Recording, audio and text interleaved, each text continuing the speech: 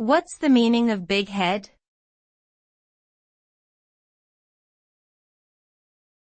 Big head.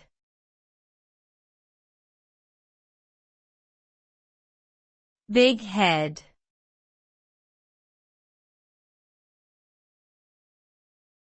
Big head.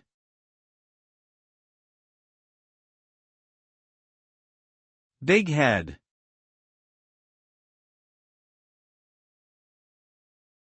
Big head is a colloquial term used to describe someone who is egotistical or arrogant.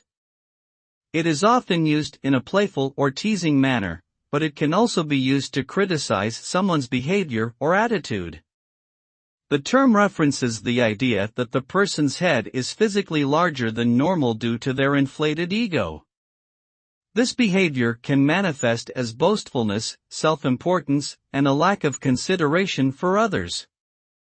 People who are described as big heads may have difficulty accepting criticism or admitting fault, which can make it challenging to work with them. It's important to recognize the signs of this behavior and address it appropriately.